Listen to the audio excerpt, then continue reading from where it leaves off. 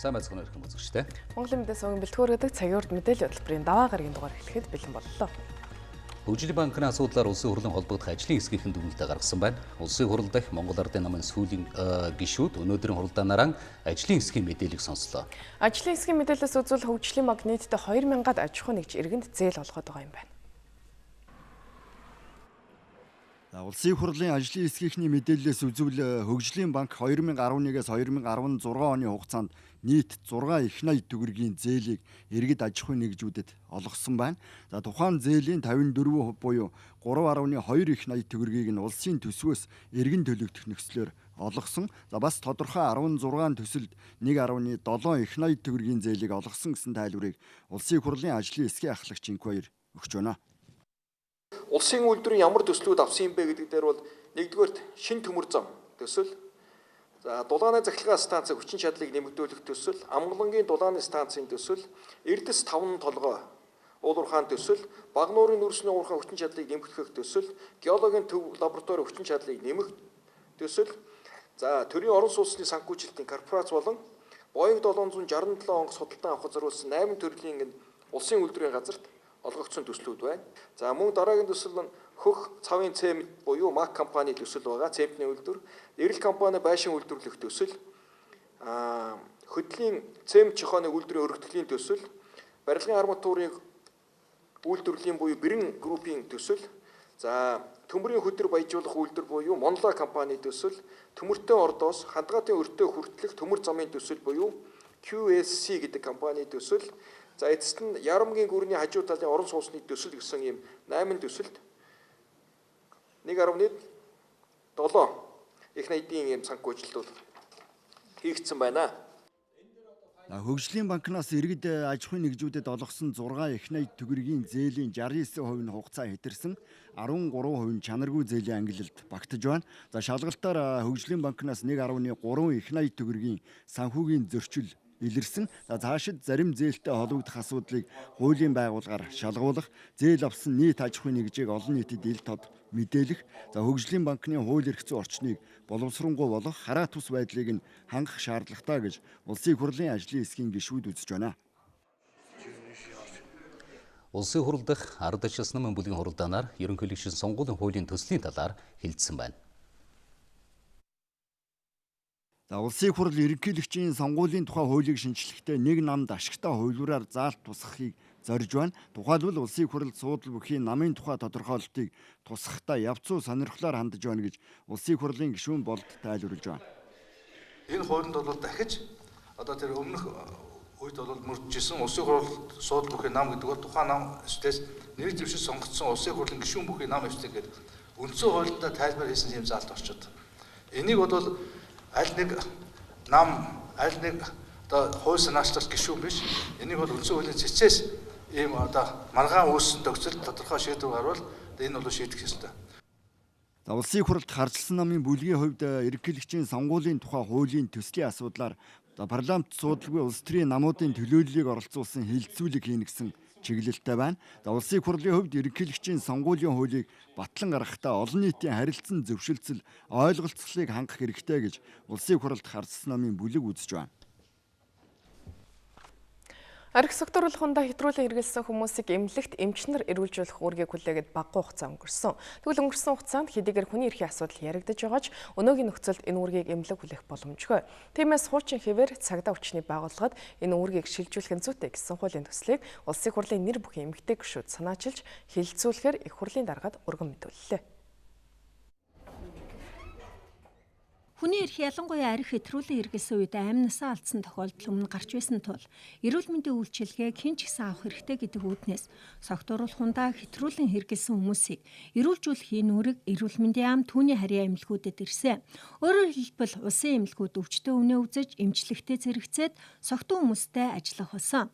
Гэтэл манай эмнэлгийн өнөөгийн хүчин чадал ялангуяа ханиа томоогийн өвчил хит өндөртэй өвлийн үйлрэлт дээрх шийдвэр нь эмнэлгийн хэвийн үйл ажиллагаанд муугар нөлөөлж эмч эмнэлгийн ажилтнуудын ачаал хэд дахин нэмэгдэж, за үйлчлүүлж байгаа иргэдэд хангалттай тайван байдлыг алдагдуулах улмаар бага насны хүүхдүүдийг айж ичээсэн явдал их гарах болсон. За энэ шийдвэрээ эргэж харна гэсэн хүсэлтийг чийсэн иргэд болон эмнэлгийн байгууллагын зүгээс удаа дараа Улсын хурлын өргөдлийн байнгын хороонд хандаж хүсэлт гаргажээ. За ийм их хурлын зарим гишүүд эмнэлгүүд дээр очиж бодит байдалтай газар дээр нь танилцсан байна. Ингээд арх хэтрүүлэн хэрэгэлсэн хүмүүсийг гэрүүлжүүлэх үүргийг буцаан цагдаагийн байгууллага шилжүүлэх нь зөв гэсэн хуулийн төслийг боловсруулж Улсын хурлын даргад өргөн мэдүүллээ. Өнгөрсөн хугацаанд согтууруулгандаа хэрэгэлсэн этгээдийг эргүүлжүүлэх асуудлыг эрүүл мэндийн яамны харьяалж шилжүүлсэн уг санаа нь бол энэ хүмүүстэй бас зөв харьцах, ядангуяа эрүүлжүүлэхт очисон үед амь насаа алдсан бас олон тохиолдол гарсан учраас ер нь эрүүл мэндийн байгууллагад шилжүүлэх нь зүйтэй юм байна гэсэн ийм байдлаар бол хуульд өөрчлөлт оруулсан боловч харамсалтай нь бол манай нөхцөлд бол энэ төдийлөн одоо бодит шаардлагад нийцэхгүй байгаа учраас ийм өөрчлөлт оруулж байна. Нөгөө талд нь цагдаагийн байгууллагад энэ чиг үүрэг шилжиж байгаатай холбогдуулан согтууруулгандаа хэтрүүлэн хэрэгэлсэн этгээдэд бас анхаарал халамж тавих, эмнэлгийн үйлчилгээ үзүүлэх тэр чиглэлд нас илүү анхаарах шаардлагатай гэдгийг бас ахуулахыг хүсэж байна. Хуулийн одоо хэлэлцэх хугацааг аль болохоор бид наашлуулж ойрын хугацаанд энэ асуудлыг ер нь шийдэж, ер нь эмнэлэг дээр учраад байгаа энэ хүндрэлтэй байдлыг эцэслэн шийдэхин төлөө ажиллана гэдгийг та бүхэнд хэлхийг хүсэж байна. Баярлалаа. Гэхдээ цагдаагийн байгууллага за ялангуяа эрүүлжүүлэх байруудад заавал эмч эмнэлгийн ажилтан ажиллана. Өмнө гарсан алдааг дахин давтаж болохгүй. Үүний тулд үнэхээр л согтууч гэсэн эрүүл мэндийн үйлчилгээ авах шаардлагатай бол заавал эмч нар үзэж эмчилдэг. За бүр шаардлагатай тохиолдолд дараагийн шатны эмнэлэг рүү шилжүүлэх зохицуултыг ч гэсэн хуулийн төсөл тусгаж өгчээ. Хүлээж чиглэлээр судалгаа хийдэг олон эрдэмтэд бий. Гэвч тэдний хийсэн судалгаа шинэлд нь хэд хэдэн шалтгаанаар ажил хэрэг болох нь цөөн байгааг судлаачид онцлон тэмдэглэлээ. Тухайлбал мал эмнэлгийн хүрээлэнгийн эрдэмтэд малын гоц салдварт өвчнөөс сэргийлэх шин төрлийн вакцин нээж гарган авсан хэдий ч хөрөнгө мөнгөний хүндрэлээс болоод ажил нь зогсчиход байна. 111 патентыг батлуулсан байгаа. 111 патент гэдэг маань 111 оюуны өмч байна гэсэн. Эдгээрийг эргэлтэнд оруулах юм бол импортоор орж ирж байгаа маш олон төрлийн малын өвчний онцлог, вакцин, за дээр нь малын эм одоо маш их одоо бизнес болж байгаа шүү дээ, тийм ээ. Энэ малын эмийг бид нар дотооддоо үйлдвэрлэх юм боломж байна. Импортыг орлох юм бүтээгдэхүүнүүд бол бэлэн байна. Лабораториудыг бол бид нар байгуулж болж байна. Гадаадын янз бүрийн хөрөнгөөр, засгийн хөрөнгөөр байгуулж болж байна. Яг талбайд ажилладаг тэр тусгай одоо зориулалтын трактор кампани талбайн үдээшин техник хэрэгслийг шинжлэх одоо үнэхээр ийм толгомцсон шаардлага байгаа. Цаашид хөдөө аж ахуйн салбарыг хөгжүүлэхийн тулд эрдэмтэн судлаачдын санал чухал. Тиймээс шинжлэх ухааны технологийн тухай хууль улсын хурлаас баталсан шинжлэх ухааны байгууллагыг дэмжих тогтоолыг хэрэгжүүлэх хэрэгтэй байгаа юм байна. 21-р зууны гол өрсөлдөөн бол лабораторид явагдана гэж ингэж одоо хэлсэн байгаа юм л да. Тэгэхээр дэлхийн нийтээр мэдлэгийн эдийн засаг шилжиж байгаа. Энэ үед бол Монгол улс одоо цаашдаа хөгжих энэ асуудлыг ярихдаа шинжлэх ухаанаас одоо хол ерөөс ярьж болохгүй. Шинжлэх ухаан тэгээ хөгжлийн талаар ярих хэрэгтэй. Бид хуулийг хэрэгжүүлэх тал дээр онцгой анхаармаар байна. Жишээлбэл шинжлэх ухааны технологийн үйл ажиллагааны санхүүжилт бол төдийлөн сансан хэмжээнд хүрдэг. Шинжлэх ухааны дэд бүтцийн асуудал байна. Бас энэ дээр бид бас л одоо чамлалтай ханддаг. Мөн одоо нэг чухал юм бол шинжлэх ухааны боловсон хүч. Энэ дээр бас л биднүүд одоо ярих юм бол байгаа. Мал аж ахуйн салбарыг мах сүү, ноос ноолор, арьс ширгэх мэт түүхийн эд бэлтгэлийн хүрээнд харахаас илүү биотехнологи, нано технологич нэвтрүүлэх чиглэлээр хамгийн ирээдүйтэй байдлаар харах ёстой. Үүний тулд энэ талаар судалгаа хийдэг эрдэмтэн судлаачдыг төрөөс дэмжих нь чухал болоод удаж байна. Одоо зарим мэдээллийг хураангуй авч үзсэн үү? Өнөөдөр Улаанбаатар хотын олон улсын шинэ нисэх онгоцны буудлыг ашиглалтанд хүлээж авахтай холбогдуулан зам тээвэр хөгжлийн яамны удирдлагууд Япон, Бүгд найрамдах Солонгос улсын элчин сайдуудын хамтаар очиж ажилтай танилцжээ. Тэд цаашдаа хийж хэрэгжүүлэх ажлын хүрээнд харилцан санал бодлоо солилцож алдаа дутагдлуулаад дэвшилтэд олонтой ажлуудын талаар зөвлөлдлөө. Энэ үеэр гүйцэтгэгч компани зүгээс зарим нэг техникийн зөрчил дутагдлуудыг арилгаж байгаа бөгөөд ашиглалтанд хүлээн авах комиссийн шаардсан ажлуудыг хийж гүйцэтгэж байгаа талаараа танилцуулсан байна. Эрүүл мэндийн сайд цог цэцгээс нийслэлийн засаг дарга бөгөөд Улаанбаатар хотын захирагч Батхулдад албан тоод хөргүүллээ. Дэлхийн эрүүл мэндийн байгууллагын зөвлөмжөөр амбулаторын үзэлгийн 15%-ийг томоо төсөл өвчин эзэлсэн тохиолдолд хязгаарлалтын арга хэмжээг авах ёстой юм байна. Тэгвэл нийслэл хотод томоогийн өвчлөл амбулаторын үзэлгийн 13-аас 17%-ийг эзэлж хүүхдийн орны ачаалал 79% хэтэрчээ. Өвчний тарах бор зүйн байрлал хэтийн төлөвөөр 2 дугаар сарын 20-ны хугацаанд оргил үедэн хүрч үргэлжлэх магадлалтай байгаа тул цэцэрлэг ерөнхий боловсролын болон ихтэй сургуулийн хичээл амралтыг зохицуулах, олон нийтийн үйлчлэгний газрын ажилтны цагийг богиносгох, хаах, олонний хамарсан арга хэмжээг хязгаарлах зэрэг ажлуудыг үе шаттайгаар зохион байгуулж өгөхийг хүссэн байна. Агаарын бохирдол утааг бууруулах талаар иргэд манад визэд хамтан санал бодлоо хэлсээр байна. Тухайлбал Чингэлтэй дүүргийн 8 дугаар хорооны иргэн гэрэлмаа хотын иргэд аргал загмод хөрзөнг ахуйд ашиглавал утаа буурч агаарын бохирдол үгүй болох тухай саналаа хэллээ. Тэрээр малын хөрзөн бууц элчлэг ихтэй турш болохыг хөдөө суманд амьдрахтаа үзэж мэджээ. Аргал түлхэд агаар цэвэрлэгддэг гэж сонссон. Манайх шиг мал аж ахуйн оронд энэ бол боломжтой зүйлээ. Мөн говийн цагийг их хэмжээгээр тарж ургуулж түлшиндээ эргэлмээр байна. Цахилгаан станцууд нүүрсээ угааж түлдэг байвал боломоор санагдах юмаа хэмээн тэрээр ярьсан юм а. Агаарын бохирдол дэлхийн эрүүл мэндийн байгууллагын зөвшөөрөгдсөн хэмжээнээс хэд дахин давсан үзүүлэлтээ гарсаар байхад учраад байгаа аюултай нөхцөл байдлыг олон нийтээр тэрүүр хүлээн зөвшөөрөхгүй төдийлөн сайн ойлгохгүй байна. Ойлгохгүй байгаа учраас өөрсдөө хамгаалахгүй аюулыг ухаарахгүй байна. Тиймээс улсын хэмжээнд үйл ажиллагаа явуулж байгаа 101 сонин, 131 телевиз, 98 мэдээллийн сайтууд хүчээнэгтэн утааны эсрэг дөрвөлт арга хэмжээ авахыг эрх баригчдаас шаардах, олон нийтэд мэдэгдэх, олон нийтийг нэгтгэхэд оролцохыг Go мэдээллийн агентлаг уриаллаа. Ингэхдээ 1-р сарын 11-ний өдөр телевизүүд оргил цагаараа утаатай байх үеийн дүрсийг үзүүлж харуулan сонин сайтууд тэргүү нүртэй утааны зураг нийтлэхийг санал болголоо. Үндсэн хууль батлагдсан 25 жилийн энэ жил тохиож байна. Түүхэн цаг үедээ холбогдуулан үндсэн хуулийн эхийг өнөөдөр Монгол төрийн түүхийн музейд байрлууллаа. Ингэснээр иргэд төрийн музейд орж үндсэн хуулийн эхийг сонирхож тодорхой мэдээлэл авах боломжтой болж байгаа юм а. Манай улс анхны үндсэн хуулиа 1924 онд баталсан байдаг. Түүнээс хойш үндсэн хуульдаа хэд хэдэн удаа өөрчлөлт оруулж шинжилжээ. Харин одоогийн баримталж байгаа үндсэн хуулийг 1992 онд баталсан бөгөөд энэ хууль нь манай улсад ардчилсан замаар хөгжих, шин засгийн бодлогыг тодорхойлоход тулгуур үзэл баримтлан болж ирсэн.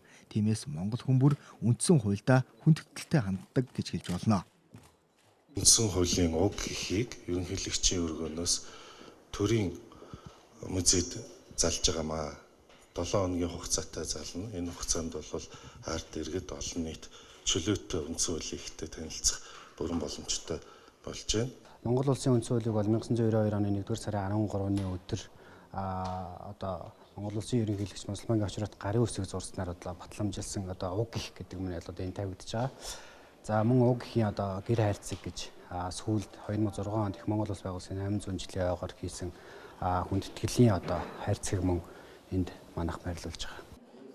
1990 онд манай улс шинэ хөгжлийн замыг сонгож ардчилсан шинэ үндсэн хуулийг батлахдаа аймаг сум бүрээс төлөөлөгчид сонгогдож ардын хурлын 400 гаруй депутатыг гар бие оролцсон байдаг.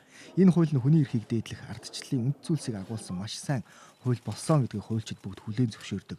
Энэ үйлдэл баримтлалаар манай улс 25 жил хөгжиж иржээ. Гэр хорооллын айл өрх нүүрсний хэрэглээндээ зарцуулдаг зардлаас бага зардлаар дулааны асуудлыг шийдэх боломж байна. Монгол эрдэмтэд гэрийн халдаг баг нь самарын ясны хаягдлаар үйлдвэрлэсэн утаагүй эко түш, мөн өртөг зардал багтаагаар усаар дулаан үйлдвэрлэх төхөөрөмжүүдийг амжилттай туршиж зах зээлд нийлүүлээд эхэлжээ. Энэ мэтчлэн олон шийдлийг өнөөдөр нээлттэйсэн агаарын бохирдлыг бууруулахад иргэн таны оролцоо технологийн үзэсгэлэнд оролцсон эрдэмтэд илгэсэн юм а. Тус үзэсгэлэнгийн нээлтэнд Монгол Улсын ерөнхий сайд Эрдэнэт оролцлоо. Үндэсний 13 компани хамтарч эрүүл орчин зөв ахуй төрийн бас байгууллагыг байгуулжээ. Тэд гэрийн халдаг баганд ширээ үйлдвэрлэсэн байна. Ийм төхөөрөмжийг гэртээ суйрлуулсан айл нүүрс хэрэглэснээс 2 дахин бага зардлаар дулааны асуудлаа шийдэх боломжтой юм байна. 5 амтаа Монгол гэртээ айл ихэд бол сардаа 20-оос 25 мянган төгрөг. Одоо шөнийн цахилгаан тэгэлжлээ шүү дээ, тийм ээ. Хогт тэгдээгүй нөхцөлд 30 мянгаас 40 мянган төгрөг төлөх юм. Энэ бол 750-аас 1 саяын хооронд гарна. Харин энэ бол 8-аас 30 м квадрат талбайг халаах хүчин чадалтай цахилгаан халаагуур. Нэг өрх сард 100 гаруй мянган төгрөгийг нүүрс худалдан авахд зарцуулдаг гэж бодоход энэ халаагуур илүү хямд туснаа гэдгийг зохион бүтээгч нь хэллээ. Сардаа нэг 47-оос 90 мянган төгрөгийн зардал гарч нэг айлыг халаах боломжтой болж байгаа. Айл дулаан алдалтаас бас их нөлөөлнө. Манай айлууд бас давхар энийг хэрэглэсэн хүмүүс нь дулаан алдалтаа сайн хийж өгвөл өшөө нөгөө гарах хөлс нь бага гарах юм байна. Хүн амын эрүүл мэндэд аюул учруулж байгаа агаарын бохирдлыг бууруулахад энэ мэтчлэн олон технологи боломж байгааг эрдэмтэд танилцуулж байна. Энэ шахмал түвшид 4 төрлийн шахмал түвш хийж байна. Ингээд хаягл цаасыг ашиглаад хийж байна. Цэвэр модны үрцээр. Энэ бол ингээд одоо самрын ястай. Энэ бол гал асаагч. Тэгснээр энэ галыг бол 15 минутанд л үрсийг асааж байгаа энэ. Тэр бас модны өвчээр хийсэн шахмал түвш. Эдийн засгийн хувьд бол энэ одоо гал асаагч гэхэд бол 3 дахин хямдхан байгаа. Тэгснээр та галыг хурдан асааснараа агаарт хаягт хутааг бол 20 минутаар багасна гэсэн маш хурдан асааж чадчихаа. Улаанбаатар хотын агаарын бохирдлын хэмжээ байх ёстой стандартаас 10 гаруй хувиар давсан. Дэлхийн дунджаас 5-аас 6 дахин их байгаа юм. Цаашид нийслэлийн удирдлагууд утааг бууруулахын тулд эрдэмтдтэй хамтран ажиллаж хэд хэдэн арга хэмжээ авахар болжээ. Улаанбаатар хотод шилжин иргэсдийг бол хязгаарлаж байгаа. Улаанбаатар хотод зөвхөн зайлшгүй шаардлагаар удаан хугацаанд эмчлүүлэх шаардлагатай усуудыг л шилжиж ирж болно. Хоёрдугаар Улаанбаатар хотод орон сууц худалдаж авсан 8% зээлэн тамрууд юм эсвэл орон сууц худалдаж авсан улсууд бол шилжиж ирэх зөвшөөрөл болж байгаа. Ингээд 18 оны 1 сарын 1 хүртэл бол энэ шилжилт хөдөлгөөнийг бол хоригдж байгаа. Энэ сарын 1-ээс эхлэн гэр хорооллын айл өрхөө цахилгааны шөнийн тарифаа тэглүүлсэн. Агаарын бохирдлыг бууруулах нь дан ганц төр засгийн ажил биш, иргэдийн оролцооч чухал гэдгийг ерөнхий сайд хэллээ. Зөвхөн одоо засгийн газар Эрдэнэт биш тийм ээ. Засгийн газар Эрдэнэт бол хийх ёстой юм хийн. Тэгтэл хажууд нь бас иргэд өөрсдөө санаачлаг гаргахгүй байгаа тохиолдолд бол энийг маш хурдан хугацаанд одоо утааныхаа асуудлыг шийднэхэд бол хэцүү шүү дээ. Тийм учраас иргэд өөрсдөө ч гэсэн санаачлагтай байх хэрэгтэй. Улаанбаатар хотын агаарын бохирдлыг бууруулахын тулд өнгөрсөн 5 жилийн хугацаанд 130 гаруй тэрбум төгрөг зарцуулсан. Ийм их мөнгө зарлаа гэд хангалттай үр дүн өгч чадаагүй учраас иргэдэд 100 нүүрс тараахгүй. Цаашид хөдөө орон нутагт ажлын байрыг нэмэгдүүлж, иргэд амьдрах таатай орчин нөхцөлийг бүрдүүлнэ гэсэн байр суурийг ерөнхий сайд илэрхийллээ. Өдөрт 3 шудаа нүүрс төлдөг айл сарын нүүрсний хэрэглээнд 300 мянга гаруй төгрөг зарцуулдаг байжээ. Тэгвэл шалны халаалт тавиулснаас хойш төлөө нүүрсэнд мөнгө зарцуулахаа болж сардаа 200 мянга гаруй төгрөгийг хэмндэг болсон байна. Ерөнхий сайд Эрдэнэт агаарын бохирдлыг бууруулахад иргэн таны оролцоо технологийн үзэсгэлэнгийн нээлтийн дараа 2 айлынд очиж халаалтын шийдэлтэй танилцсан байна. Баянзүрх дүүргийн 2 дугаар хорооны иргэн бэлгүүнийг 2011 онд шалны халаалт тавиулжээ. Өрөөндөө халаалтын тохируулгатай цахилгаанаа хэмнэх боломжтой. Сарын цахилгааны хэрэглээ дунджаар 60-аас 70 орчим мянган төгрөг гардаг байна. Шүнл ажиллаад байхгүй. Шүнл сайхан унтахын тулд тэгэхээр ингээл өглөөд бол нэг хэрэгцээ байхгүй. Өглөөд бол грац нь хамгийн бага дээрэн тавьж байгаа тоогоор баг иддэг. Өөрөө ч дулаанаа аваад ингээл гаднаас ороод ирэхэд бол тийм нөгөө гал мал төлн даарч хүрнэ гэсэн байхгүй. Тэгэл сайхан бүлээн байж яхад болд нь шүү дээ. Тэгэл ерөнхийдөө одоо бол манайх бол айгүй тухтай бараг орон сууснаас ялгаагүй гэж бол хийж болно. Ерөнхий сайд Эрдэнэт Баянзүрх дүүргийн 2 дугаар хорооны иргэн Дон Жавынд очсон. Эдний гэр бүл 2010 оноос хойш үлзий зуух хэрэглэж байгаа юм байна. Энэ зуух нь ердийн зуухтай харьцуулахад түрш бага хэрэгэлдэг, утаа бага гаргадаг байна. Иргэн Дон Жав засгийн газар гэр хорооллын айл өрхийн шөнийн захилгааны тарифыг тэгэлснийг дэмжиж байгаагаа илэрхийлсэн юм. Ерөнхий сайд Эрдэнэт агаарын бохирдлыг бууруулахад иргэн таны оролцоо технологийн үзэсгэлэнт байсан цахилгаан халаагуурыг Дон Жавынд авч өгөхөөр боллоо. Тэдний гэр бүл цахилгаан халаагуурыг сар ашиглаад хэр үр дүнтэй байгааг нь эргээд ерөнхий сайдад хэлэх юм байна. Өнөөдөр хэдэн жилийн хугацаанд ямар цахилгаан станц Монголд нэмэгдсэн та нар өөрсдөө мэдчихэж байгаа шүү дээ. Тийм ээ? Нэг ч нэмэгдэв. Тэгвэл өнөөдөр бид нар тэр засгийн газрын мөрийн хөтлөөр тусгасан 4-5 одоо цахилгаан станцуудыг маш хурдан одоо эхлүүлэх хэрэгтэй. Цахилгаан станц барих төслүүдийн ажлыг аль болох хурдан энэ ондоо багтан эхлүүлэх юм байна. Үндэсний аюулгүй байдлын зөвлөлийн өргөдгсөн хуралдаанаар агаарын бохирдлын асуудлыг хэлцэхэр болсон байна. Зөвлөлийн хуралдаан маргааш болох юм. Үндэсний аюулгүй байдлын зөвлөлийн өргөдгсөн хуралдаанд агаарын бохирдлын асуудлаар ерөнхий сайд Эрдэнэт илтгэл тавина. Нийслэлийн засаг дарга Батболд мэдээлэл хийн. Хуралдаанд улсын хурлын байнгын хороодын дарга нар хологдох салбарын сайдууд, зарим яамныхан төрийн бас байгууллагууд болон хэвлэл мэдээлэл шинжилгээ ухааны байгууллагын төлөөлөл оролцсон гэж үндэсний аюулгүй байдлын зөвлөлийн ажлын албаны дарга Очиржов хэлж байна. Ер нь үндэсний айдгуудын зөвлөлийн хуралдаан хаалттай хөлөөрөөр явагддаг. Хуралдааны дараагаар бол жиш тодорхой мэдээллийг олон нийтэд болон хэвлэл мэдээллийн байгууллагад хүргэх болно. Үндэсний айдгуудын зөвлөлийн хуралдаанаар зөвлөмж гаргадаг л да. Тэгээд зөвлөмжийн чанартай улсын хуралд болоод засгийн газар чиглэл өгдөг юм зөвлөмжүүд гардаг. За маргаашийн хуралдаанаас ямар зөвлөмж авахыг бол маргаашийн хуралдааны явцад тийм ээ. Үндэсний айдгуудын зөвлөлийн тэргуун болон гишүүд тохиролцож гаргах байхаа. За үндэсний аюулгүй байдлын зөвлөлийн хувьд агаарын бохирдлын асуудлаар дүгнэлт хийж зөвлөмж гаргах чиглэлтэй байгаа юм а. Агаарын бохирдлыг бууруулах зорилгоор төвийн бүсийн гэр хорооллын айл уургийн эрчим хүчний шөнийн хэрэглээний үнийг тэгэлсэн. Үүнтэй холбогдуулан эрчим хүчний сайд өнөөдөр цахилгаанаар дулааны үйлдвэрлэх технологиг нэвтрүүлсэн зарим айлд зочлоо. Сонгоо архан дүүргийн 3 дугаар хорооны иргэн Ганбаатарын цахилгаанаар халдаг энэ төхөөрөмжийг өнгөрсөн 8 дугаар сард гэртээ тавьж 100-ны хэрэглээнээс татгалзжээ. Шөнийн цахилгааны хэрэглээний мөнгийг тэгэлжигсэн болохоор одоо зардлаа эмнэх боломж илүү нэмэгдэж байгааг гэрийн эзэн ярьлаа. Өнгөрдөг одоо 8 сарын 30-нд тавьсан. Тэгээд тэрээс тавьсанаас хойш 1 сарын дараа яхад 70,000 гарчихсан. Тэгээд 11 сарын 20 дээр хөнгөлөд ирэнгүүт л 53 хүртэл гарчихсан. Тэгээд одоо бол их сайхан. Одоо ингээд нэг шинийн тарифын тэгэлжлээд ирэх чинь тэгээ нөгөө мөнгө нь байхгүй. Одоо зөвхөн өдрийн тарифын 18-аас 20,000 гарч байгаа гэсэн үг. Шүн хуримтлуулсан дулаанаар өдөржин гэрийг халах чадaltaй эм төхөөрөмжийг өнөөдөр гэртээ суйрлуулж байгаа өөр нэг айл бол Эрдэнэтэнд орж их. Хүйтний удирдалд дор хаяж 2 портер нүүрс түлдэг энэ айл төлөөний мөнгөө хэмнээд гэрээ цахилгаанаар үнэгүй халаачих нь гэдэг тэдний хувьд том хэмнэлтэй. Тэгээд одоо энэ үнийг тайзнаар бол одоо цахилгааны нүүрсийн мөнгөдөөсийг бол хэмнэлтэй. Өдөржин их жил бараг жил 7,000-аар нүүрс авчихна. Тэгээ дээрээс нь мод орно ингээл идэгтэй зэрэгсэн л одоо 10,000 цаас бол хамгийн бага даа. 21 цагаас эхлээл одоо өглөөний 6 хүртэл шууд хөнгөлөлтөй юугаар чинь тэгэл энэ чинь өөрөө ингээд дотроо дулаанаа хоригдлуулж өдөр нь болохоор тог хэрэглэдэггүй. Тулгад төхөөрөмжийн үн 1 сая 500 мянган төгрөг.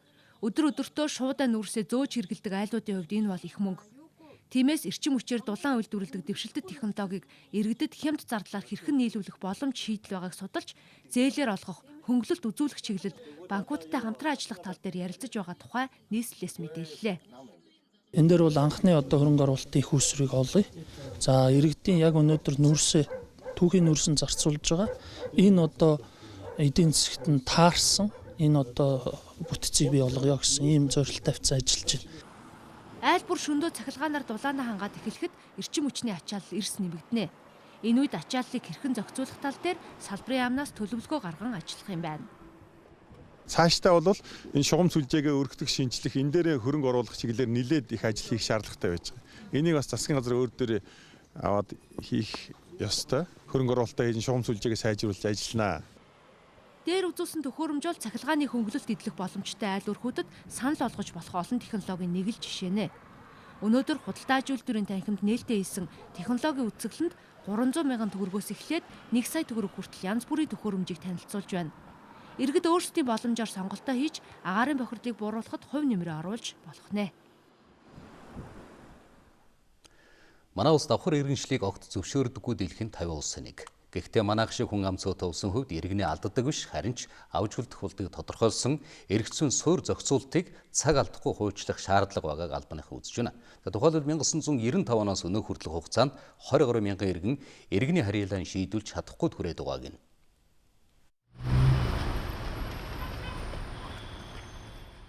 Одоо үйлчилж байгаа харьяатын тухай хуулийг 1995 онд баталснаас хойш 4 удаа өөрчлөлт оруулсан боловч нийгмийн шаардлагыг бүрэн хангаж чадахгүй байна гэж Монгол Улсын ерөнхийлөгч үзээд иргэний харьяалын асуудлаар хуулийн төслийг өргөн барьсан. Энэ хуулийн төслөөр Монгол Улс өнөөдрийг хүртэл иргэний гадаг шаарддаг байснаа өөрчлөх цаг болсон гэдгийг гол зарчим болгожээ. Өнгөрсөн 20 жилд 59 мянган хүн Монгол Улсын иргэний харьяаллаас гарсан бол 200 гаруй хүн манай улсын харьяат болсон. Мөн 16 мянган иргэн давхар харьяалалтай байгаа гэсэн тоо байна. Нэг зэргийг алдаж болохгүй, нэг зэргийг хасч болохгүй, нэг зэргийг гадаад гаргахгүй байхыг зорж байгаа. Энэ хүрээнд бид нар Монгол улсын аав ээжээс төрсөн, хэцгээс төрсөн хүүхдийн харьяаллыг хадгалах эрх зүйн боломжийг судалж байна.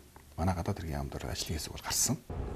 Эцэг эх нь аль улсын иргэн байхаас үл хамааран тухайн оронд төрсөн бол автоматар тухайн орны иргэншлийг шууд өгдөг орон цөөнгүй бий. Манай улсын маш олон иргэн сурч ажиллаж амьдардаг Америк нэгдсэн улсын хувьд ийм хууль үйлчилдэг. Тус улсад амьдарч байгаа монголчуудын төлөө давхар иргэншлийн боломжийг нь хангаж өгч их оронтойгоо хүй нэгтэй байх боломжийг нээж өгөөч гэсэн хүсэлтийг байнга уламжилж байдаг юм.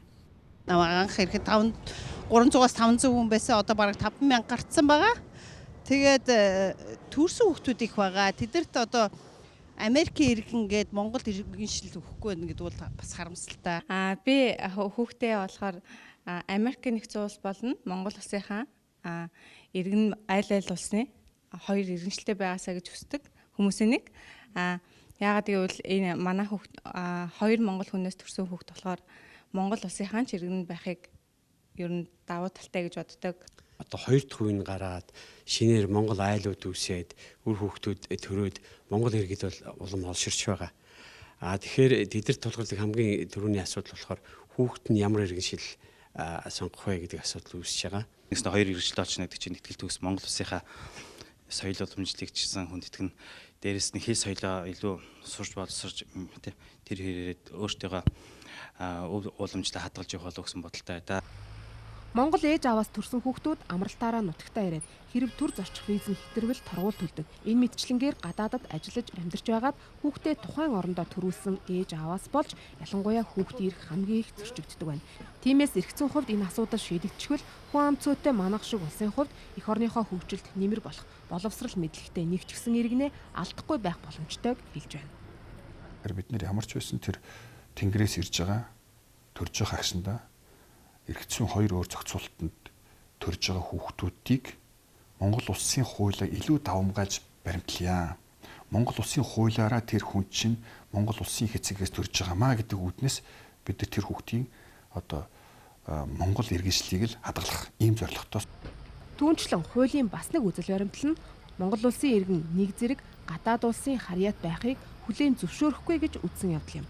Тухайлбал Монгол улсын иргэн давхар харьяалалтай болсон бол тухайн гадаад улсын иргэний харьяаллыг хүлээн зөвшөөрөхгүй. Харин гадаадын иргэн Монгол улсын харьяат болохыг хүсвэл тухайн улсынхаа иргэний харьяаллаас гарсан байхаар зохицуулах юм байна. 2016 онд манай улсын хүн амын тоо 77,000-аар нэмэгдэж 3,123,000 болсон байна. Статистик мэдээллээр өнгөрсөн онд хөдөө орон нутагт шилжин ирсэн иргэдийн тоо өсч сүүлийн жилүүдэд анхудаа нийслэлийг зорих урсгал SARS үзүүлэлттэй гарчээ. Оюуны өмч улсын бүртгэлийн газраас өнөөдөр 2016 оны статистик мэдээллийг танилцууллаа. Манай улсын нийт хүн амын тоо 2016 оны 12 дугаар сарын 31-ний байдлаар 3,123,936 болжээ. Хүн амын 35% буюу 3/1-ийг 18-аас доош насныхан эзэлж байна. Харин 7,700 гаруй иргэн Монгол улсын харьяат болж иргэншлээс сэргээжээ. Өнгөрсөн онд 17,100 гаруй хос гэрлэлтэд бүртгүүлжээ. Харин гэрлэлтэд цуцлуулсан тохиолдол 4,000 гаруй бүртгэгдсэн нь өмнөх оноос өссөн үзүүлэлт юм. Гэрлэлтэд цуцлуулж байгаа иргэдийн дийлэнх нь 25-аас 45 насныхан байгааг мэдээлж байна. 18-аас 24 наснда гэрэлж байгаа тэр залуусд болохоор эмэгтэйчүүд давмгаалаад харин 25-аас 34 наснда гэрэлж байгаа тэр иргэдийн дунд эрэгтэйчүүд одоо арай давмгаалсан ийм бас статистик харагдаж байна л да. 2012 оноос хойш нийслэлд шилжин иргэсдийн тоо хөдөө орон нутаг руу шилжиж байгаа иргэдийн тооноос тогтмол өсөлттэй байсан. Харин 2016 онд эсэргээрээ хөдөө орон нутагт шилжиж очсон иргэдийн тоо өндөр гарчээ.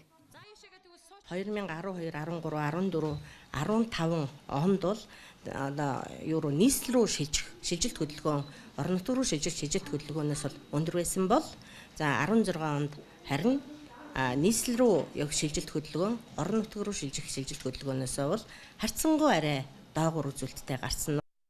Өнгөрсөн онд нийт 245 мянган иргэнд иргэний үнэмлэх олгосон байна. Үүнээс 16 нас хүрч шинээр иргэний үнэмлэх авсан иргэдийн тоо 49 мянга буюу 20 орчим хувь, 25-45 нас хүрсэн буюу иргэний үнэмлэхнийх нь хугацаа дуусч солиулсан тоо 111 мянга буюу 45%-ийг эзэлж байна. Харин иргэний үнэмлэхээ хаяж өргөдүүлсний улмаас шинээр үнэмлэх авсан иргэдийн тоо 83 мянга буюу 30 гаруй хувийг эзэлж байгаамаа. 2016 онд улсын хэмжээнд шинээр 10 мянга гаруй компани байгуулагджээ. Үүний 73% нь хязгаарлагдмал компани, 14% нь төрийн өмчит компани байна.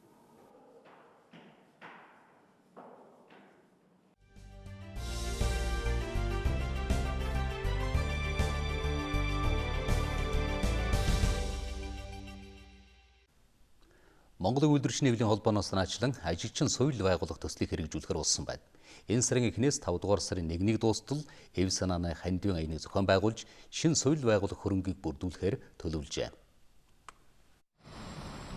Сүүлийн жилүүдэд мэрэгчлээс шалтгааллах өвчлөл нэмэгдэж нөхөн сэргээ хэмжлэгээ салбар бүрт шаардлагатай болсон. Гэтэл мэрэгчлийн түвшинд эмчилгээ сувилгаа хийдэг амралт сувилын газрууд хуруу дарам цөөн байна. Тиймээс үйлдвэрчний эвлэлийн гишүүд санаачлан ажилчин сувиллыг байгуулахар болжээ.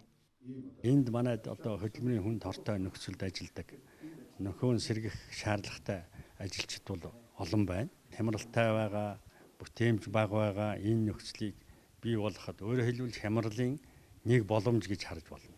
Энд одоо нөхөн сэргэгдсэн улсуудын бүтээмж өндөрдөн.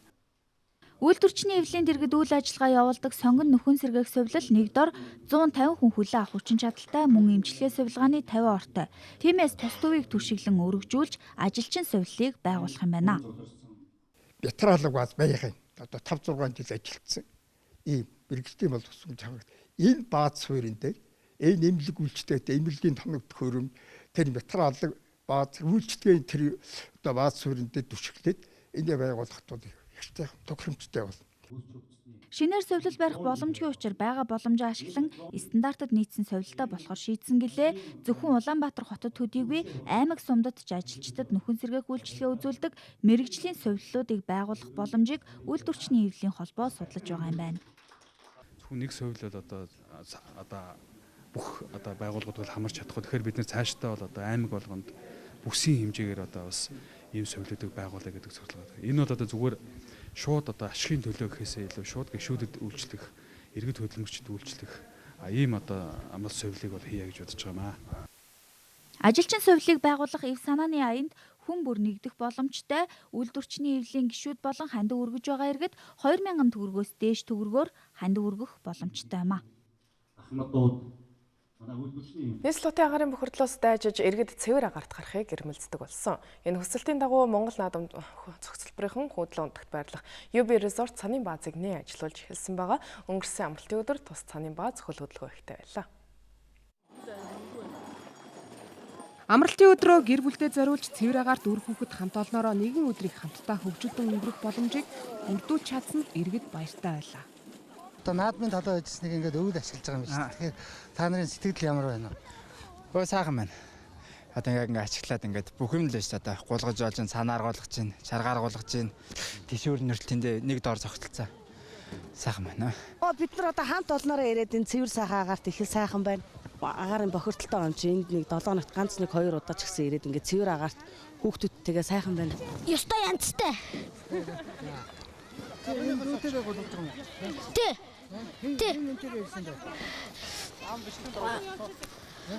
Ах дүүнэртэйгээ гэр бүлээрээ л ирсэн дээ.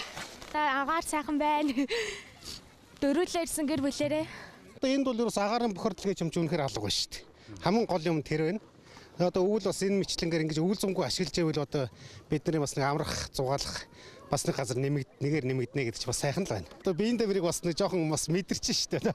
Хотод бол одоо машинаас машины хооронд, байшингаас байшингийн хооронд явж байгаа болохоор 12 ирээл гулгаалаа гэж та. Хөгтүүдэд дагуулаад.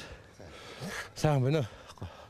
Энэ их огцом өндөрч биш юм байна. Огцом өндөрч биш юм. Жоохон харл болж байна да. Зас нэмээд очвол гоё л болох. Хөвчлөөс ирсэн чарга юунууд л байна. Мөснөө өрт нэг яадаг. Тэрүүнд л одоо ингээл мар хэлж сургаалын ирээл энд үйлчилж байна. Хоног хэрэг бүгдийн хөвчлөөс бид нэр өөрснөө яаж ирсэн. Авч ирсэн. Амар эндээсээ сургаж байгаа дандаа энтхэн март. Монгол наадам цогцлборын нэг онцлог нь аюулгүй ажиллагаа 5 дахь дээр голлон анхаарч чадсанараа онцлог нь иргэдийн амарч зугаалan хүүхэд багчуудын гулгаж тоглоход нь ямар нэг эрсдэл үүсгэхгүй байх тал дээр анхаарч 18 ажилтан ажиллаж байгааг тус байгууллагын зохион байгуулагч хэллээ. Бид нар аюулгүй байдлыг ангаал ингээд зохион байгуулалт байж байна л да. Анхааруулаад хүмүүстээ олдуулаарай гэж анхааруулаад ингээл чанга хэрэгчээр юу яагаад л байж байна. Одоо ажиллаж байгаа. Манайх нэг 17-8 хүн ажиллаж байгаа. Ийхүү Монгол наадам цогцлборыг жилийн 4 улирлын турш ажилуулах нь ялангуяа өвлийн улиралд илүү их иргэдэд хэрэгцээтэй зүйл болж чадсан байна. Цаашдаа жуулчдыг хамгийн ихээр татдаг амралт үйлчилгээний төв болохоор зорин ажиллаж байгаа юм.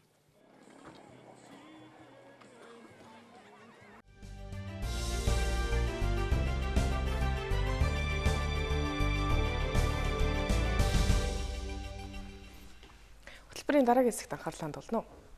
1929 оны 1-р сарын 9-нд Монголын зохиолчид нэг байгууллагад нэгдэн орж эвлэл байгуулж байсан түүхтэй. Монголын шинэ үеийн утга зохиолыг үндэслэгч Дашторжийн Нацагд орж Дамдын сүрэн 97 нарын 17 зохиолч Монголын зохиолчдын эвлэлийг байгуулж байснаас хойш энэхүү өнөөдөр 88 дахь жилтэйгээ золгож байна.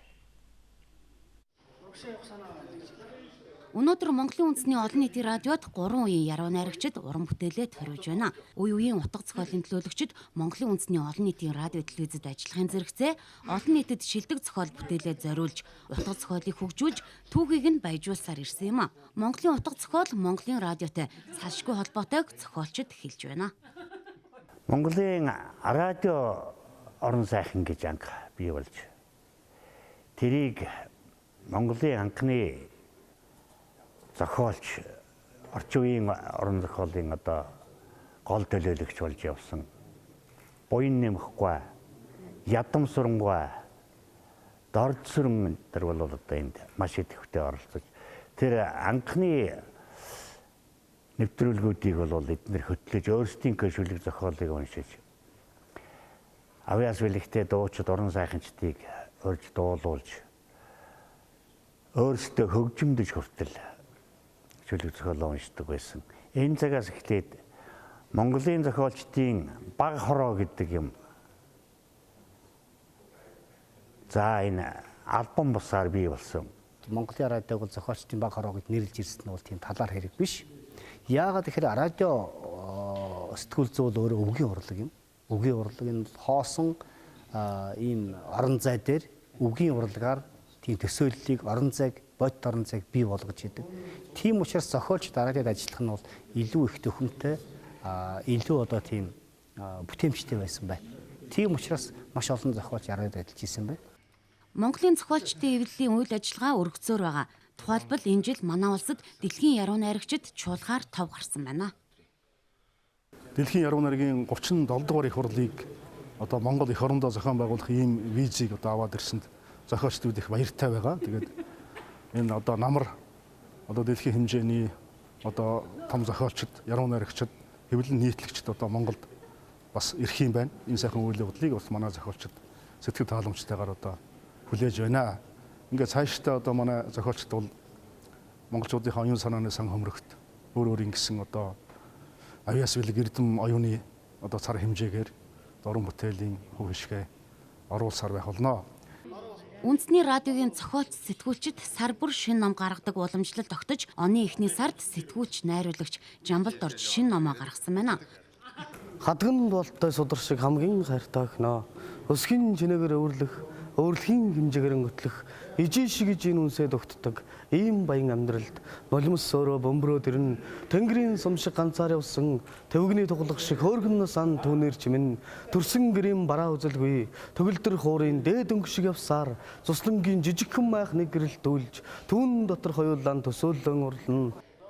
Монголын зохиолчдын эвлэлийн 88 жилийн ойг тохиолдуулан Монголын үндэсний олон нийтийн радио телевизийн уран бүтээлчид уулзалт хийж ололт амжилтаа дүгнэж цаашид ямар ажил зохион байгуулахаа ярилцлаа.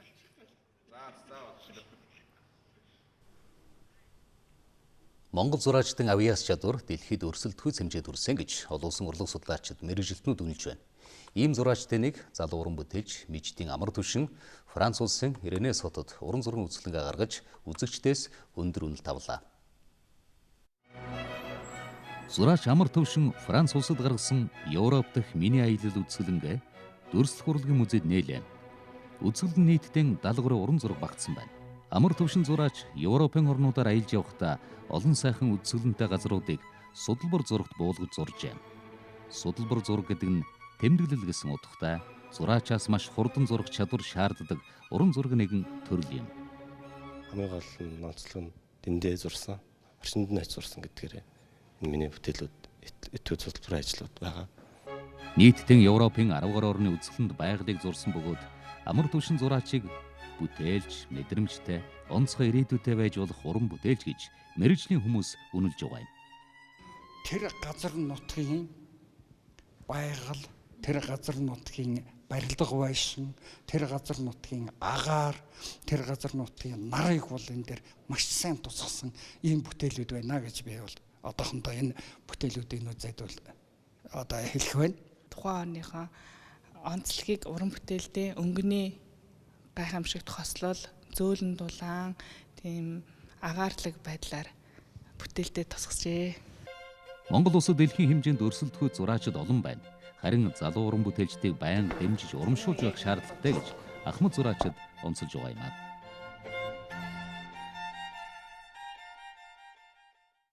Өнөөдрийн хорон дөрөнсөн үйл явдлын мэдээлэл сүргэлээ. Хөтөлбөр олон улсын мэдээллээр үргэлжилж байна. Орон төргийн үзэгчдээ дэлхийн мэдээ танилцуулъя. Японы улсын ерөнхий сайд Шинзо Абе энэ сарын эхний улиралд Оросын холбооны улсад айлчлахаар төлөвлөж байгааг Японы Кёто агентлаг мэдээллээ. Өчигдөр ерөнхий сайд Шинзо Абе Оросын холбооны улсын ерөнхийлөгч Владимир Путинийг өнгөрсөн оны 12 дугаар сарын 15-ны өдөр хүлээн авсан Ямагучи мужид хийсэн уулзалтынхаа үеэр энэ тухайга мэдгдсэн байна.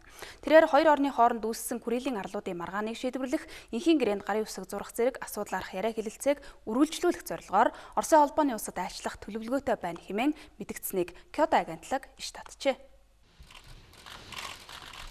Мөн Шинзо Абе хүрээлэн арлууд дахь эдийн засгийн хамтарсан үйл ажиллагаа явуулах нь энхийн гэрээнд хүрэхэд маш том давуу тал болж магадгүй гэж мэдгдсэнийг NHK агентлаг бас онцолсон байна. Өнгөрсөн оны сүүлээр Оросын холбооны улсын ерөнхийлөгчийн Японд хийсэн айлчлалын хүрээнд өмнөд хүрээлэн арлуудад Орос-Япон эдийн засгийн хамтарсан үйл ажиллагаа явуулах талаар яриа хэлэлцээ эхлүүлэхээр харилцсан ойлголцолд хүрч хамтарсан мэдэгдэлд гарын үсэг зурсан. Энэ тохиролцоо дэлхийн 2 дугаар дайнаас хойш энхийн гэрээнд хүрээгүй байгаа Орос-Японыг энхийн гэрээнд гарын үсэг зурахад чухал алхам болно гэдгийг талууд онцолж байгаамаа.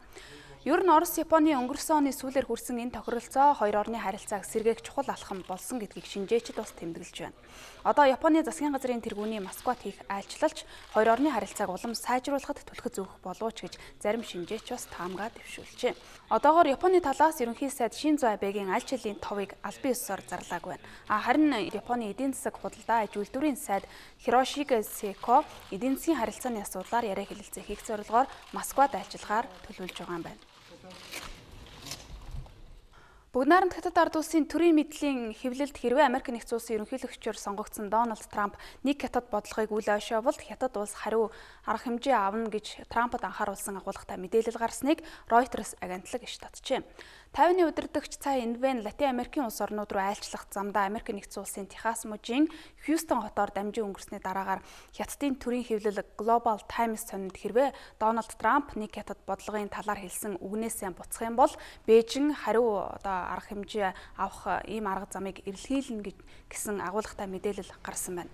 Түүнчлэн нэг Хятад зарчмыг дагаж мөрдөх нь Хятадын зүгээс Америкийн ерөнхийлөгч нарт хандаж зүгээр нэг гаргаад байдаг хүсэлт биш. Америкийн нэгдсэн улсын төрийн эрх баригч нар Хятад Америкийн харилцааг хадгалах Аз намхан далайн одоогийн дэг журмыг хүндэтгэх үүрэгтэй гэж Хятадын коммунист намын Global Times сонины мэдээлэлд онцолжээ. Мөн тус сонинд их газрын Хятад Тайванд чиглэсэн цэрэг армийн шахалтыг бас нэмэгдүүлчих магадгүй. Цай Инвэн иймэрхүү үдэн хатгасан үйлдэлийнхээ үр дагаврыг амсах болов гэсэн анхааруулах агуулгатай мэдээллийг оруулсан байна. Тайваны удирдагч Хьюстон хотоор дамжин өнгөрөх үедээ Америк нэгдсэн улсын бүгд найрамдах намын хууль тогтоогчдод уулзалт хийсэн юм байна. Цай Инвэн Тайван аралтай дипломат харилцаатай Төв Америкийн Гондурас, Никарагуа, Гватемала, Эл Сальвадор зэрэг улс орнуудад энэ сарын 15-ны хүртэл айлчлаад буцах замдаа мөн л Америк нэгдсэн улсын Сан Франциско хотоор дамжин өнгөрөх юм төлөвлөгөөтэй явсан байна. Бээжингийн хувьд бол Тайваны удирдагч Цай Инвэн нэг Хятад бодлогын дагуу засгийн газрыг төлөөлсөн ямар ч албан ёсны хэлэлцээ хийх эрхгүй учраас түүнийг Америк нэгдсэн улсын нутагт хөл тавихыг хориглохыг Вашингтоноос хүссэн юм а. Америк нэгдсэн улсын ерөнхийлөгчөөр сонгогдсон Дональд Трамп өнгөрсөн сард Тайваны удирдагч Цай Инвэний баяр хүргэж залгасан дуудлагыг хүлээн авснаасаа болоод Бээжингийн дургыг хүргэсэн. Түүгээрч зогсохгүй Трамп Тайваныг Хятадын нэг хэсэг гэж үздэг Вашингтоны урт хугацаанд баримтлаж ирсэн байр суурийг эргэн харах асуудлыг ч гэсэн дурдж байсан. Гэхдээ Трамп Цай Инвэнтэй уулзахгүй гэдгээ албан ёсоор мэдэгдээд байгаамаа. Америк нэгдсэн улсын ерөнхийлөгчөөр сонгогдсон Дональд Трамп бүгд найрамдах намын сенат жасан Дэн Коутсыг үндэсний тагнуулын газрын даргад нэр дэвшүүлж байна. Трамп энэ сарын 20-ны өдөр тангарага өргөхөөс өмнө өөрийн багаа бүрдүүлж байгаа. Дэн Коутс нь бол Америк нэгдсэн улсын тагнуулын байгууллагыг удирдахад туршлага мэдлэгийн хувьд тун тохиромжтой энэ байгууллагыг манлайлан удирдана гэдэгт итгэлтэй байгаа учраас түүнийг нэр дэвшүүлж байна хэмээн өнгөрсөн бям гарагт гаргасан мэдээлэлдээ Трамп онцолсон байна. Америк нэгдсэн улсын бүгд найрамдах намын сенат жасан 73 настай Дэн Коутсийн хувьд бол энэ сард бүрэн эрхийн хугацаа нь дуусч байгаамаа. Тэрээр Индиана мужаас Сенатад сонгогдож төлөөлөгчийн танхимд 8 жил, Сенатын танхимд 16 жил суусан Сенатын танхимын тагнуул зэвсэгт хүчний хорооны гишүүнээр ажиллаж Америк нэгдсэн улсыг төлөөлж Герман улсад элчин сайдаар сууж байсан туршлагатай улс төрч дипломат юм байна. За 9 дугаар сарын 11-ний халдлагын дараа тагнуулын төв газар болоод үндэсний аюулгүй байдлын агентлаг зэрэг 16 байгууллага дунд тагнуулын мэдээллийг солилцох үйл явцыг сайжруулах зорилгоор Америк нэгдсэн улсын үндэсний тагнуулын байгууллагын захирагчийн албыг шинээр бий болгосон юм байна. Одоогийн захирал Джеймс Клэпер өнгөрсөн оны Америк нэгдсэн улсын ерөнхийлөгчийн сонгуулийн үр дүнд Оросын холбооны улс нөлөөсөн гэх үндэслэлийг судлахад голлох үүрэгтэй оролцсон юм а. Дональд Трампын хувьд энэ дүгнэлтэнд эргэлзэж байгаагаа удаа дараа мэдэгдснээс хойш тагнуулынхны дүгнэлт хөнгөн хуумгай байна гэж бас шүүмжилж байсан. Трамп Коутсыг сонгосон нь тагнуулын байгууллагын хувьд чухал ач холбогдолтой гэх лобби хийх маягаар өмнөх даргаыг нь шүүмжлэх хандлага хаацайлахыг чармааж байна гэж ажиглагчид бас дүгнэлсэн байна. Гэхдээ Трампын тагнуулын төв газрын даргад нэр дэвшүүлсэн Дэн Коутс нь Оросын холбооны улсын хориг арга хэмжээнд багтсан хүн юм байна. 2014 онд Оросын холбооны улс Кримийн хойгийг нэгтгэж авсны дараа Америк нэгдсэн улсаас тус улсад хориг тогтоосны хариуд Москвагийн Вашингтонд тавьсан хоригт Америкийн нэр нөлөө бүхий албан тушаалтнуудыг хамруулсны нэг нь бол Дэн Коутс юм байна. Иймд Трамп тагнуулын газрын даргад Оросын холбооны улсын хоригт орсон хүнийг нэр дэвшүүлснийг олон улсын хэвлэлүүд энэ үеэр онцолж байна. Иракийн ерөнхий сайд Хайдар Аль-Абади Туркийн засгийн газрын тэргүүн Бинали Илдирим нар өнгөрсөн бямбарагт Багдад хотноо хэлэлцээ хийж Турк улс Иракийн хойд нутагт байрлуулсан цэргээ эргүүлэн татахаар тохиролцоонд хүрсэн. Энэхүү тохиролцооны үр дүнд цаашид Ирак Туркийн засгийн газар Исламын улс алан хятагч бүлэглэлийн эсрэг тэмцэлд хамтран оролцохоор болсон байна. Туркийн тал Иракийн тусгаар байдал газар нутгийн бүрэн бүтэн байдлыг цаашид хүндэтгэхээ амласан гэдгийг Иракийн ерөнхий сайд хэвлэлийн баггуурал дээр онцоллоо.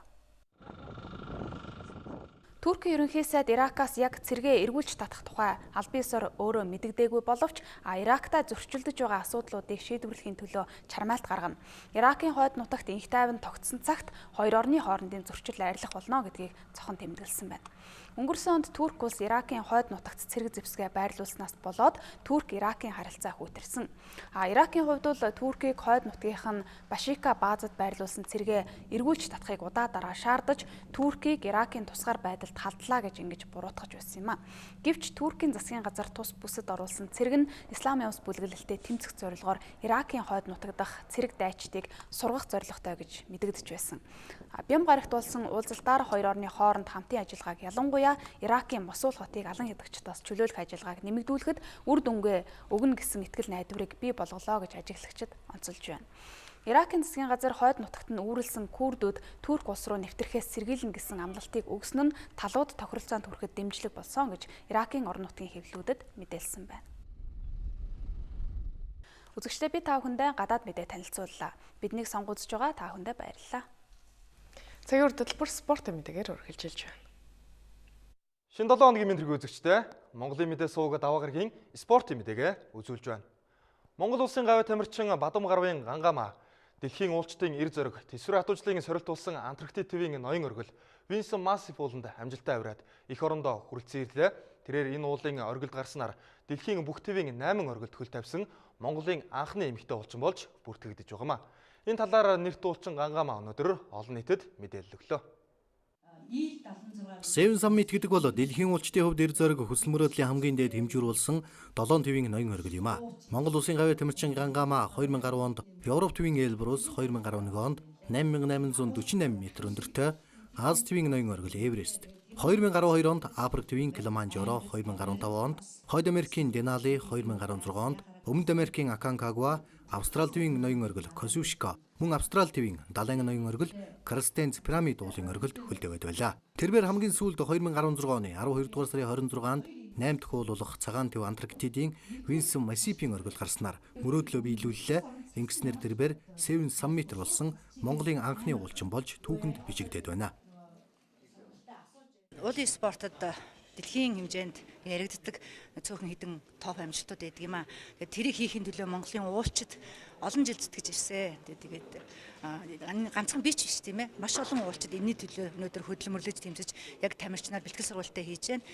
Яг энийг хийсэн нь анхных нь л одоо би болж байгаа болохоос биш мэдээж миний араас хин нэгэн өшөө уулчт хийнэ л гэж бодож байна. За Seven Summit бол одоо өнгөрсөн 100-ны хувьд бол одоо бүх дэлхийн уулчт, бүх дэлхийн одоо адал явдлыг хайгчд, бүх дэлхийн одоо эрсдлийг даван тулахын төлөө өөрсдөө сордог хүмүүсийн дунд бол том одоо шалгалт байж ирсэн. Тийм ч учраас одоо сансарт ниссэн хүний тоо тийм ээ. Уулын спортоор одоо Seven Summit хийсэн хүний тооноос илүү байдаг. Өөрөөр хэлбэл одоо 600 орчим хүн сансарт нисэж байгаа бол уулын спортоор одоо Seven Summit хийж байгаа нийтдээ бол одоо 400 гаруй уулчин байгаа. Энэ 400 гаруй уулчны бол нэг нь бол яг харахгүй одоо манай Гангамаа боллоо өнөөдөр. Засмусны ТV Антарктидын Винсен Масипууланд Монгол улсын гавь тамирчин Гангамаа Оросын холбооны улсын уулчид эрдэм шинжилгээний багтай хамтарч авирсан байна. Тэрээр туйлын ноён оргилд авиралт хийх үеэрээ Антарктид твийн цагуур цас мөсний онцлогт хэмжилт хийж судалгааны ажлыг давхар гүйцэтгэсэн байна. Монгол улсаас 1972-оос 2015 оны хооронд 7 судлаач тус дэвд хөл тавьсан байдаг бол уулын спортын мастер Ганху анх Винсен Масипийн оргил гарч байсан дүүхтэй. Гавьяат тамирчин Гангамаа энэ ууланд гарсан Монголын анхны эмэгтэй уулчин буюу 2 дахь монгол уулчин болж байгаа юм а. Монголын сагсан бөмбөгийн холбоо, Монголын үндэсний сагсан бөмбөгийн холбоод өнгөрсөн 2016 онд нэгдэж, манай улсын сагсан бөмбөгчдийн дотоодын болоод олон улсад үзүүлэх амжилт эрс нэмэгдсэн. Тэгвэл эрх бүхий хүмүүс энэхүү холбоог хууль эрхцэн үндэслэлгүй хэмээн үзэж, хууль бус аргаар өөрийн болох гэж байгаад шүүмжлэлтэй хандж байна. Тэд өнөөдөр Монгол Ньюс мэдээллийн төвд хэвлэлийн бахуур зарлаж, үзэл бодлоо илэрхийллээ. Монгол улсын засгийн газрын хэрэгжүүлэгч агентлаг улсын бүртгэл статистикийн газраас 2016 оны 4-р сарын 4-ний өдөр Монголын сагсан бөмбөгийн холбоо төрийн бас байгууллагын ерөнхийлөгчөөр цэвэрвал ерөнхий нэрийн бичгийн дараагаар дамб нар бүртгэлтэй байна гэсэн албан ёсны регистр бүхий тодорхойлтыг өгсөн байна. Гэвч өнөөдөр уг бүртгэл хүчингүй тооцогдож олон улсын сагсан бөмбөгийн холбоо болон Монгол улсад хууль ёсны бүртгэл бүхий Монголын сагсан бөмбөгийн холбооны албан ёсны бичиг баримт ганхах болсонд тэд гайхаж байгаа юм а. Монголын сагсан бөмбөгийн холбооны зүгээс аливааг ярилцаж шударга ёсны дагуу шийдэх хэрэгтэй гэдэг байр суурийг хэлж байна. Үнэхээр сагсан бөмбөгөнд одоо юм хийгээд байгаа улсууд хүрээд ирэлтэй.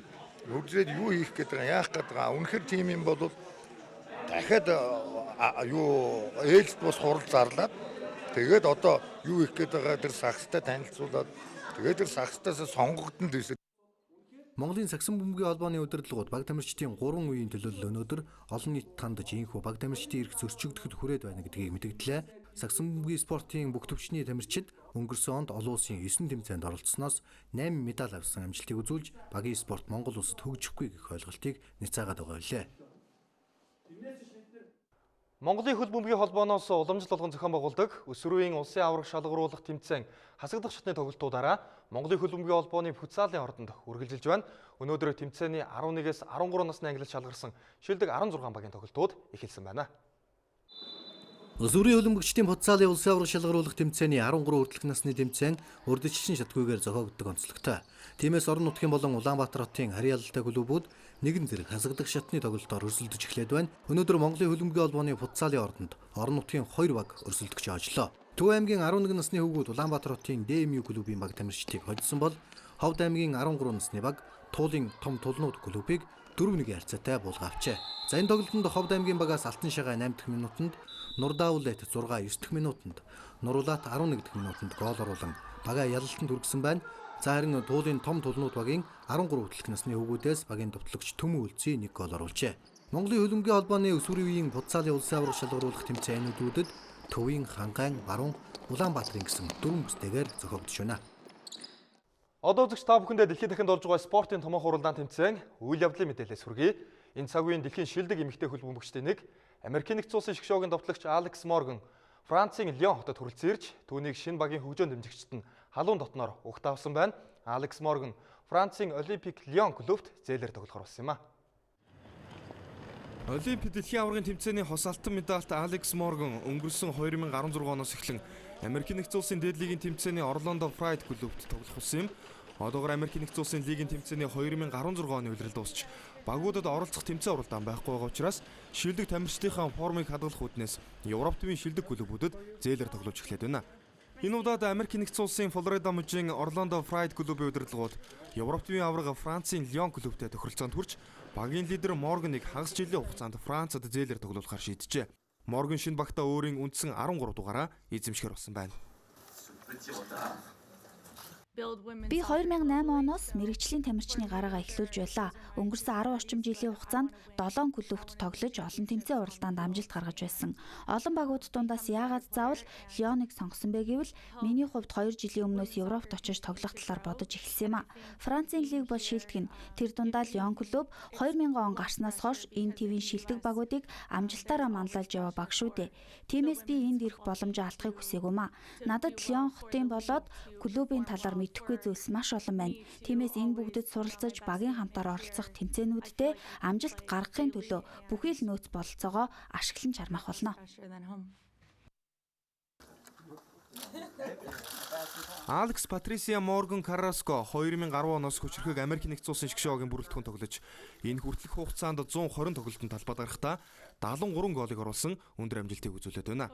Америкийн шгшөөгийн 27 настай довтлогчийнхүү анх удаага Европ төвийн лигт тоглохоор болж байгаа юм. Морган Францын лигийн энэ удирлыг дуустал Лион клуб тоглоно.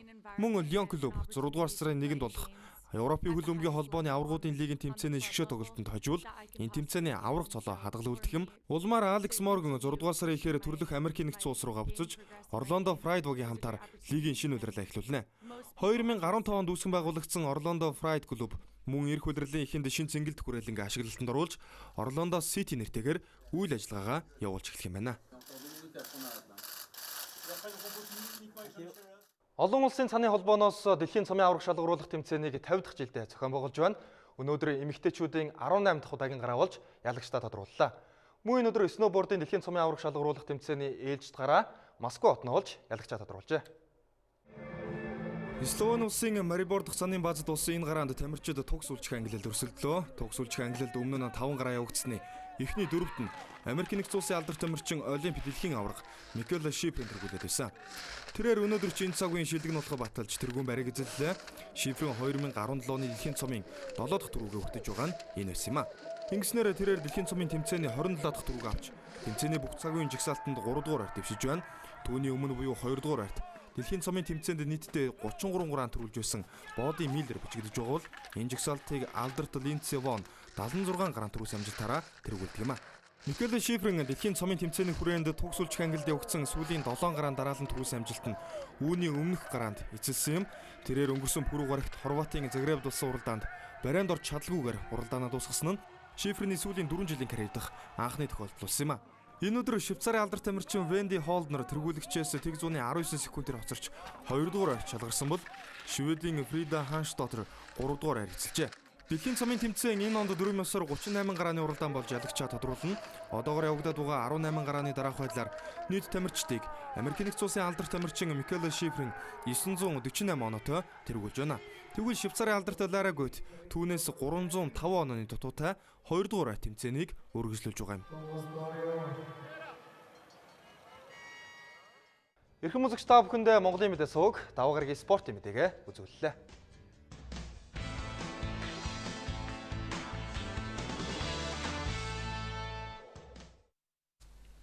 Одоо шинэ 7 хоногийн цагаагаар мэдээтэй танилцсан уу? Өлгийн шөндөө 19 хэм өдөртөө 8 хэм хүйтэн байна. Улаангомд шөндөө 33 өдөртөө 21 хэм хүйтэн. Ховд шөндөө 21 хэм өдөртөө 9 хэм хүйтэн байна. Алтайд шөндөө 21 өдөртөө 7 хэм хүйтэн. Улаастай шөндөө 26 хэм өдөртөө 14 хэм хүйтэн байна. Тусан цэнгэлд шөндөө 34 өдөртөө 23 хэм хүйтэн. Баян хонгор шөндөө 22 хэм өдөртөө 10 хэм хүйтэн. Мөрөнд шөндөө 24 өдөртөө 14 хэм хүйтэн.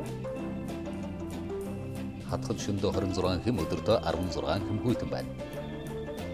Цэцэрлэгт шөндөө 18 өдөртөө 7 хэм хүйтэн. Харгорын шөндөө 21 хэм өдөртөө 9 хэм хүйтэн байна. Арахэрт шөндөө 18 өдөртөө 6 хэм хүйтэн. Булган шөндөө 25 хэм өдөртөө 12 хэм хүйтэн. Дархамд шөндөө 29 өдөртөө 19 хэм хүйтэн. Эрдэнэт шөнөдөө 21 хэм өдөртөө 10 хэм хүйтэн байна. Чорч шөнөдөө 24 өдөртөө 12 хэм хүйтэн. Сүхбаатар шөнөдөө 31 хэм өдөртөө 20 хэм хүйтэн. Зүүн хараад шөнөдөө 28 өдөртөө 19 хэм хүйтэн. Зүүн мод шөнөдөө 25 хэм өдөртөө 15 хэм хүйтэн байна. Багнуурт шөнөдөө 31 өдөртөө 19 хэм хүйтэн. Чингис хотод шөнөдөө 32 хэм өдөртөө 19 хэм хүйтэн байна. Баруун уртад шөнөдөө 27 өдөртөө 16 хэм хүйтэн. Чагалсан шөнөдөө 27 хэм өдөртөө 17 хэм хүйтэн. Манталговд шөнөдөө 22 өдөртөө 8 хэм хүйтэн. Далан задууд шөнөдөө 18 хэм өдөртөө 4 хэм хүйтэн байна. Хамбогдод шөнөдөө 14 өдөртөө 3 хэм хүйтэн. Сайн шанд шөнөдөө 22 хэм өдөртөө 8 хэм хүйтэн байна. Замын өдөд шөнөдөө 24 өдөртөө 9 хэм хүйтэн байна. Улаанбаатар шөнөдөө 26 хэм өдөртөө 16 хэм хүйтэн байна.